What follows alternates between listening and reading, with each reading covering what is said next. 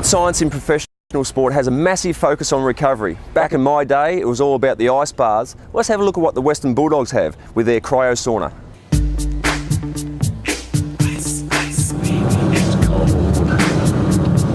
Pretty cold. So we've had the Cryosauna down at Whitten Oval operation for about 2 weeks now.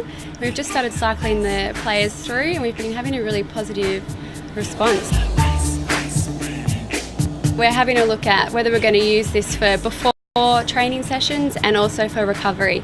It's really invigorating, so at the moment the guys have just had a session and they're going out to train later on today. It's pretty cold, just feels like you've got virtually pure ice just on your skin. Baz, 34 now and into about your 15th season. This must be an important part of your week.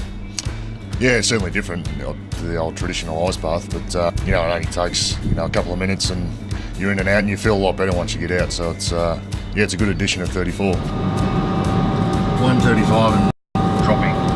What happens is once you jump out, you do warm up really quickly, so you don't actually hold on to that cold feeling, which is always very surprising for everyone, considering that you're going to temperatures of up to minus 160 degrees Celsius. Yeah, doing well.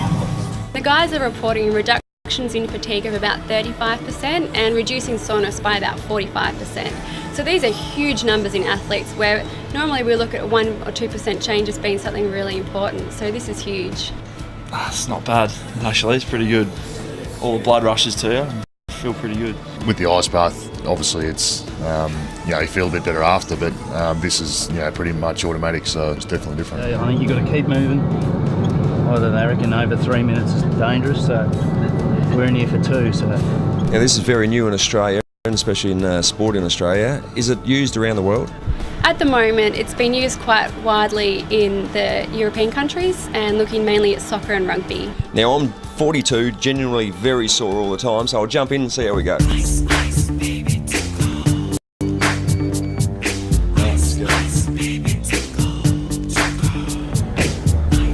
So apparently you're supposed to keep moving. It's cold. It's minus 100. Well, see, what you feel, you just feel it up your back, almost like ice rubbing on your muscles. Now I've heard if you're in here for 3 minutes or more, it can result in death. Not quite death, but you're bordering closer to that hypothermic state. So we don't recommend going in for the 3 minutes, but that's the maximum that people can go in.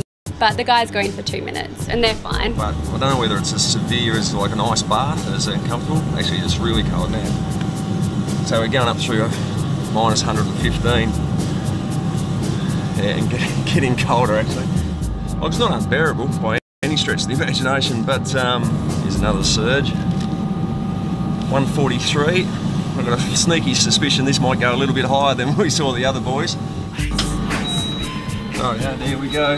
So I think we hit about 150, and it's good. It's very refreshing, invigorating, and I think the main thing for me, having done the ice baths, which are uncomfortable, it's no more uncomfortable than an ice bath. If you get the same amount of benefit from 2 minutes of this versus 5 minutes in the ice bath, it's a good addition, I reckon. We're still keeping the ice bath, so unfortunately the guys still have to get into that cold water, but we've been having a lot of positive responses from both of the methods.